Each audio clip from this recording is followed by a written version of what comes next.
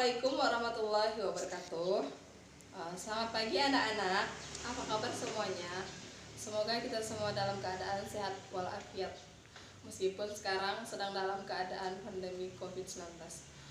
Baiklah, pada hari ini kita akan mempelajari tentang penyebutan nama-nama manusia di dalam Al-Quran. Baiklah, sebelum kita memulai kegiatan belajar, marilah kita berdoa menurut agama dan kepercayaan masing-masing. Berdoa mulai, berdoa selesai. Baiklah, pertama-tama Ibu akan membuatkan peta konsep. Yang akan kita pelajari hari ini adalah penyebutan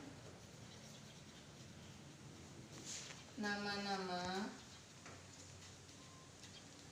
manusia dalam Al-Quran.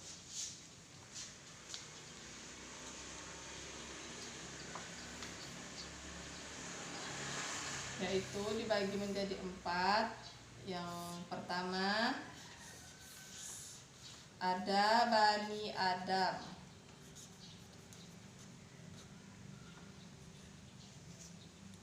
Yang kedua Al-Bashar.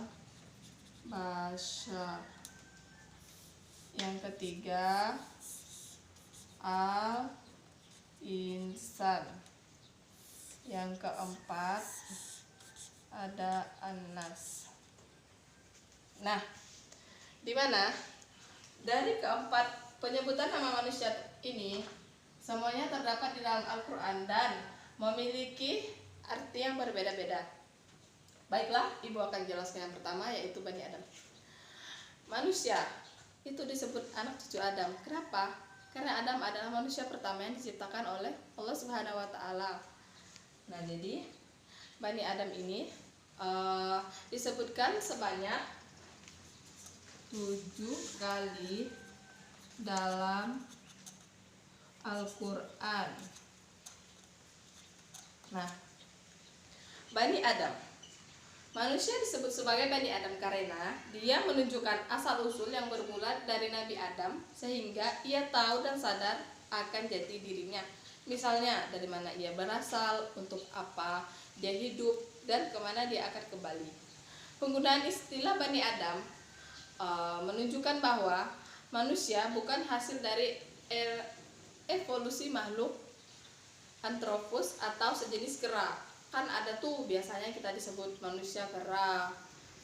Itu bukan, tapi kita berasal dari Nabi Adam. Adapun kata Bani Adam dan zuriat Adam yang berarti anak Adam atau keturunan Adam, dinyatakan untuk menyatakan manusia bila dilihat dari asal keturunannya.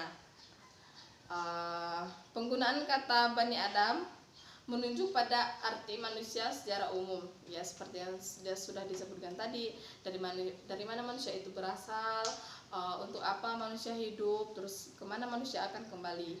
Nah, baiklah, yang kedua Ibu akan menjelaskan arti Al-Bashar. Al-Bashar disebutkan dalam Al-Quran sebanyak 27 kali. Penamaan manusia dengan kata Al-Bashar dinyatakan dalam Al-Quran sebanyak 27 kali. Kata Bashar secara etimologis berasal dari kata ba, shin, dan ro, yang berarti sesuatu yang tampak baik dan indah, bergembira, menggembirakan, memperhatikan, atau mengurus sesuatu. Kemudian kata Bashar juga diartikan sebagai makhluk biologis. Nah, artinya ini makhluk biologis. Kenapa? Karena manusia membutuhkan makan, minum, hubungan seksual, dan yang lainnya. Sebagaimana dalam surat Yusuf ayat 31. Dalam surat Yusuf ayat 31, yaitu kata Al-Bashar dipakai untuk menyebut semua makhluk, baik laki-laki maupun perempuan, baik satu maupun banyak. Kata Al-Bashar adalah jamak dari kata Bashara yang artinya kulit. Al-Quran menggunakan kata ini sebanyak 36 kali dalam bentuk tunggal dan 1 kali dalam bentuk mutsanna 2. untuk menunjukkan manusia dari sudut lahiriah serta persamaannya dengan manusia seluruhnya. Ayat Al-Quran yang lain mengisyaratkan bahwa proses kejadian manusia sebagai bashar melalui tahapan-tahapan sehingga mencapai kedewasaan, di mana kedewasaan ini menjadikan manusia mampu memikul tanggung jawabnya sebagai khalifah di bumi. Khalifah di bumi.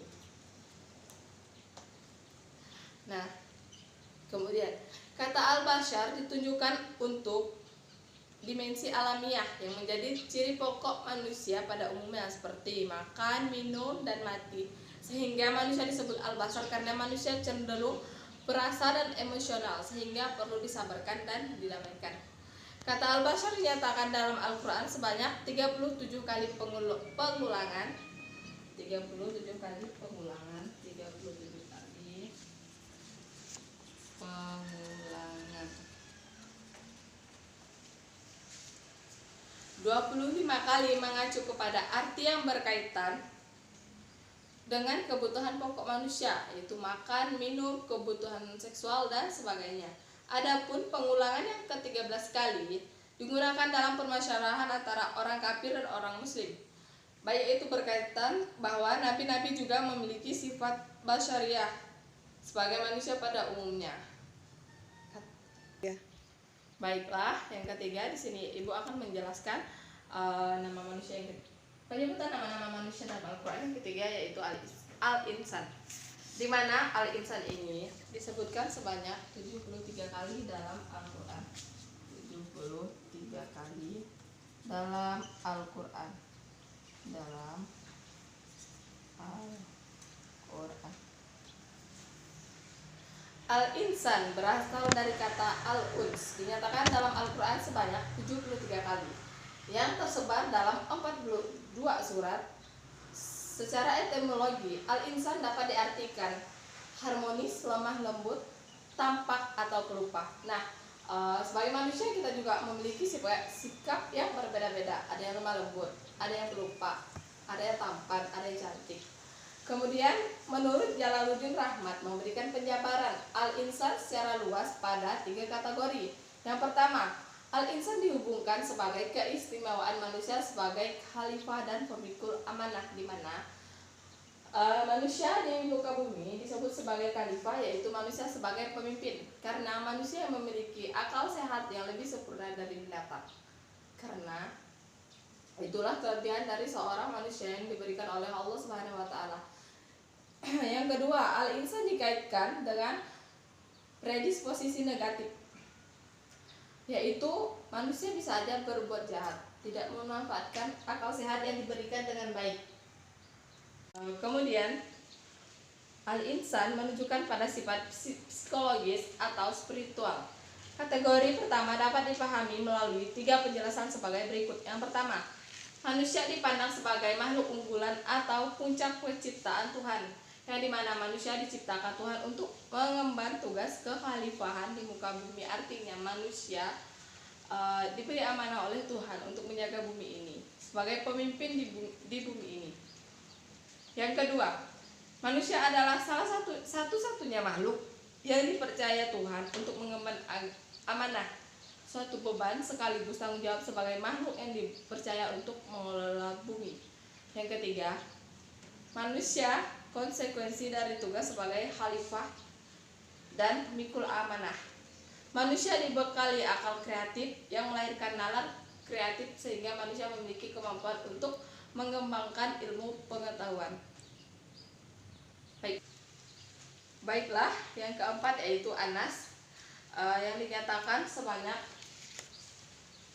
240 kali dalam Al-Quran. Nah, Anas menunjukkan pada eksistensi manusia sebagai makhluk hidup dan makhluk sosial secara keseluruhan tanpa melihat status keimanan. Oke, selanjutnya, kata Anas dipakai dalam Al-Quran menyatakan adanya sekelompok orang atau masyarakat yang memiliki aktivitas untuk mengembangkan kehidupannya. Jadi kita manusia hidup tidak bisa hidup sendiri, kita memerlukan bantuan orang lain. manusia hidup bermasyarakat dan bersosial. Itulah kenapa manusia tidak bisa hidup tanpa bantuan orang lain. Sebagaimana dalam Al-Quran Allah berfirman tepatnya pada surat Al-Hujurat ayat 13. Kata Anas dinyatakan dalam Al-Quran sebanyak 240 kali dalam 53 surat. Baiklah, selanjutnya kata Anas dipakai di Al-Quran untuk menyatakan bahwa adanya sekelompok orang atau masyarakat yang mempunyai berbagai kegiatan atau aktivitas untuk mengembangkan kehidupannya.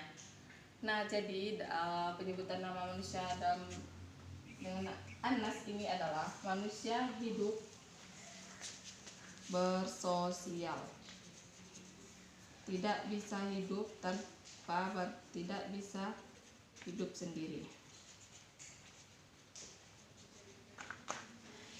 Oke, selanjutnya nama manusia yang disebut Anas adalah manusia adalah makhluk sosial yang hidup bermasyarakat, tidak bisa hidup sendiri tanpa bantuan orang lain. Jadi penyebutan nama manusia Anas ini mengajarkan kita untuk hidup saling bekerja sama dan gotong royong. Baiklah, dari penjelasan Bani Adam, Al-Bashar, Al-Insan, dan Anas, Ibu akan membuat kesimpulannya. Kesimpulannya yang pertama, manusia adalah makhluk ciptaan Tuhan yang berinduk dari Adam. Manusia ini wujudnya terlihat jelas yang mampu berbicara, berpikir, dan berkomunikasi dengan sesamanya dalam komunitas bermasyarakat. Asal kejadian Adam berbeda dengan asal kejadian manusia secara keseluruhan. Adam diciptakan secara khusus dari tanah, sedangkan manusia berasal dari saripati yang berasal dari tanah. Kemudian secara garis besar ada 3 konsep yang ditunjukkan oleh Allah ketika berbicara tentang manusia, yaitu Al-Bashar, Al-Insan, dan Anas. Meskipun dalam pengertian yang sama, namun keempat istilah memiliki peta konsep yang berbeda. Istilah pertama merujuk pada eksistensi manusia sebagai makhluk hidup yang butuh makan, minum, dan kebutuhan fisik secara umumnya. Istilah kedua merujuk pada esensi manusia sebagai makhluk hidup yang butuh pemenuhan pribadi secara spiritual.